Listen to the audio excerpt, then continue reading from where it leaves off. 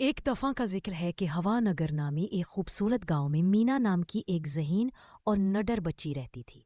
مینا کو نئی چیزیں دریافت کرنا، کتابیں پڑھنا اور مہمات پر جانا بے حد پسند تھا۔ وہ اکثر گاؤں کی لائبریری میں گھنٹوں بیٹھ کر قزاقوں، جادوئی جانوروں اور خزانے کی تلاش کی کہانیاں پڑھا کرتی تھی۔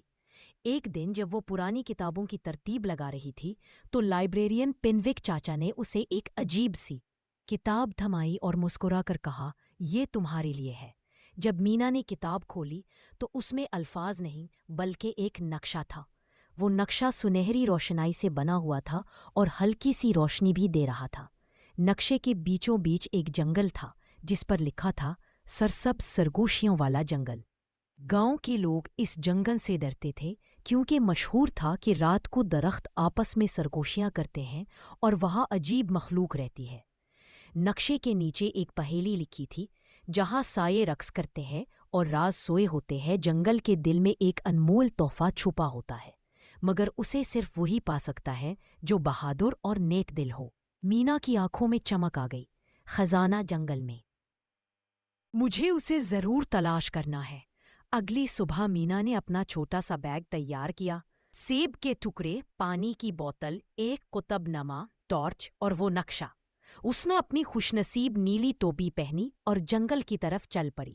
جیسے ہی وہ سرسبز جنگل میں داخل ہوئی، اس نے محسوس کیا کہ درخت ہلکے ہلکے جھوم رہے ہیں، حالانکہ ہوا بالکل نہیں چل رہی تھی۔ پتے ہلکی آواز میں سرگوشیاں تر رہے تھے۔ کوئی ہے؟ مینا نے ہنستے ہوئے کہا۔ اچانک سرگوشیاں تیز ہوئیں، پھر خاموش ہو گئی۔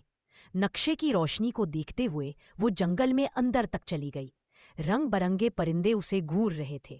ایک سنہری آنکھوں والی گلہری اس کے سامنے سے دوڑ گئی اور چوں چوں کر کے جیسے اسے خوش آمدید کہہ رہی ہو۔ جلد ہی وہ ایک دو راستوں والے مقام پر پہنچی۔ دائیں راستہ سیدھا اور آسان لگ رہا تھا، مگر بائیں طرف کا راستہ نقشے پر روشنی دے رہا تھا۔ میں نقشے پر بھروسہ کرتی ہوں، مینا نے کہا اور بائیں راستے پر چل پڑی۔ کچھ ہی دیر بعد راستہ ایک بہت بڑے پرانے درخت پر ختم ہو گیا۔ اس درخت کی چھال پر ایک چہرہ سا بنا تھا۔ جیسے ہی مینا نزدیک پہنچی، درخت نے آنکھیں کھولیں اور گہری آواز میں بولا، کون ہے جو میرے مقام میں داخل ہوا ہے؟ میں مینا ہوں، نیک دل اور بہادر، اس نے نقشہ دکھاتے ہوئے جواب دیا۔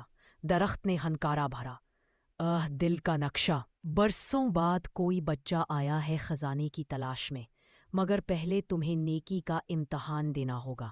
درخت کی جڑوں میں ایک چھوٹا سا زخمی پرندہ بیٹھا تھا جس کا پر ٹوٹا ہوا تھا۔ اسے بچاؤ، تب ہی راستہ کھلے گا۔ مینا نے نرمی سے پرندے کو اٹھایا، اپنے رومال میں لپیٹا اور پیار سے باتیں کرتے ہوئے اسے تسلی دی۔ اسے یاد تھا کہ زخمی پرندوں کی کیسے دیکھ بھال کرنی ہے۔ اس نے ایک پتے اور اپنے جوتے کے فیتے سے پرندے کے لیے چھوٹا سا پٹی نما سہارا بنایا۔ درخت مسکرایا، تم نے بہت اچھا کام کیا، اب جنگل تمہاری مدد کرے گا۔ درخت کے ساتھ ہی چھپی ہوئی ایک نئی راہ کھل گئی جو چمکتے ہوئے چھوٹے چھوٹے مشروم سے روشن تھی۔ مینا اس چمکتی راہ پر چلتی گئی۔ جلد ہی وہ ایک کھلی جگہ پر پہنچی جہاں درختوں کے تنے آئینے کی طرح چمک رہے تھے۔ جب وہ قدم بڑھاتی، اس کی اپنی آواز واپس آتی، مگر الفاظ کچھ الگ ہوتے۔ کیا تم واقعی یہ کر سکتی ہو؟ تم بہت چھوٹی ہو اتنے بڑے کام کے لیے، تم راستہ بھٹک جاؤ گی۔ مینا رک گئی۔ یہ میری آواز نہیں، میرے دل کی نہیں، اس نے کہا، مگر آوازیں جاری رہی۔ تب اچانک ایک نرم سی سرگوشی سنائی دی، خود پر یقین رکھو مینا، یہ اس کی بازگشت نہیں تھی، یہ خود جنگل بول رہا تھا۔ درخت چمکنے لگے اور ایک چمکتا ہوا ہرن ظاہر ہوا۔ تم نے اپنے خوف کا سامنا کیا ہے، ہرن نے کہا، اب تم جنگل کے دل تک جا سکتی ہو۔ آخر کار مینا ایک جگہ پہنچی جہاں بہت ہی پرانے اور اونچے درختوں کا گھیرا تھا۔ بیچ میں ایک چھوٹا سا پتھریلا چبوترا تھا۔ جیسے ہی وہ نزدیک گئی، وہ چبوترا کھلا اور اس میں سے ایک چمکتا ہوا بیج باہر آیا۔ اچانک ایک روشنی اور ہوا کا طوفان اس کے ارد گرد گھومنے لگا اور ایک ہلکی سی آواز سنائی دی، یہ ہے ہم آہنگی کا بیج، یہ زندگی، سکون اور خوشی لاتا ہے، مگر اسے صرف نیک دل انسان ہی لگا سکتا ہے۔ मीना ने बीज को नरमी से थामा और देखा कि करीब ही एक छोटी सी जगह मिट्टी की है जो हल्की रोशनी दे रही थी। उसने वहां बीज लगाया।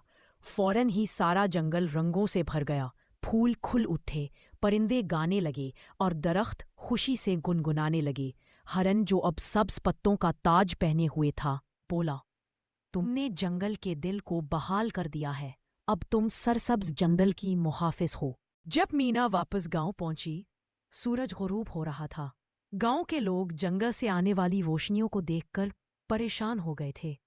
मगर जब मीना वापस आई, हवा में ऐसी खुशबू फैल गई जैसे कभी ना देखी गई हो।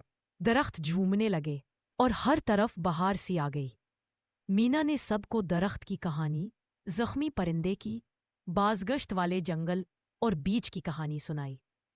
उस दिन के बाद कोई भी जंगल से ना डरा, की हिफाजत करने लगे और हर बच्चा ये कहानी सुनता कि कैसे एक बहादुर बच्ची ने जंगल का दिल बचा लिया।